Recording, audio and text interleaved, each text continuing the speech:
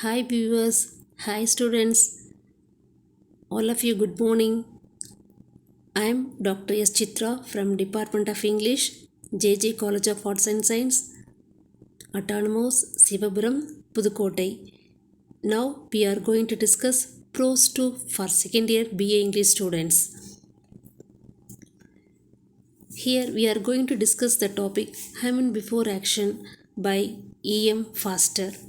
First we are going to discuss author introduction. Edward Morgan Foster.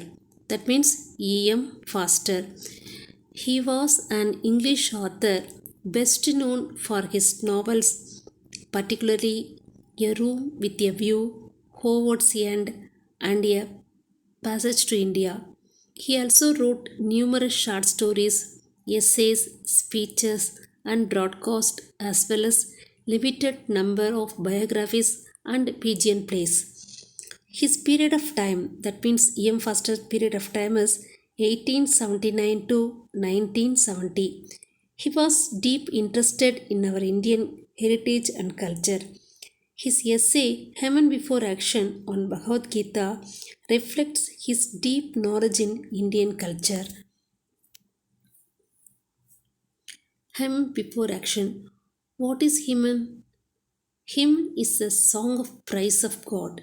It is refers to Bhagavad Gita and the celestial song. It is a series of verses spoken by Lord Krishna on the battlefield.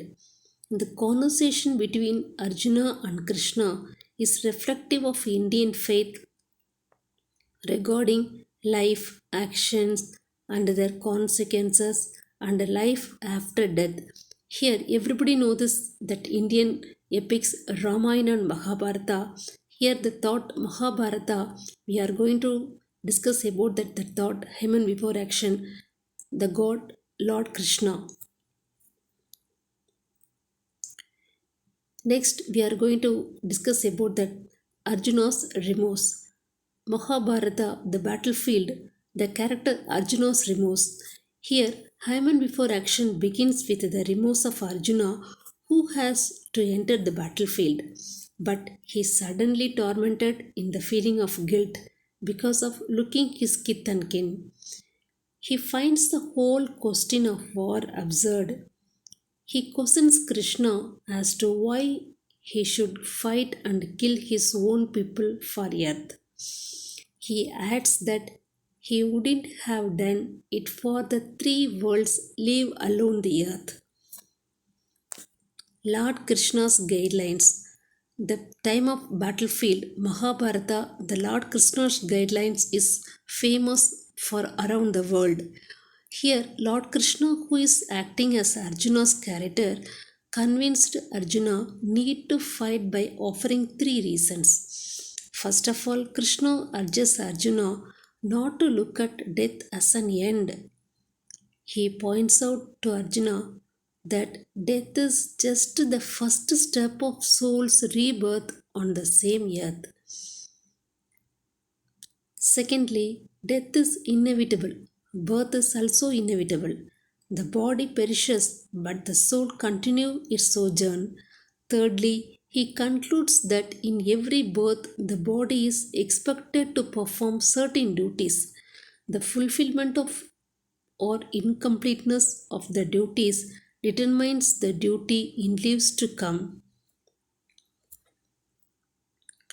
Man, such a pursuit of duty. It is very important thoughts of human before action. Each and every human beings in her life, a man is on such a pursuit of duty. It is natural for him to be tormented by a questions of right and wrong.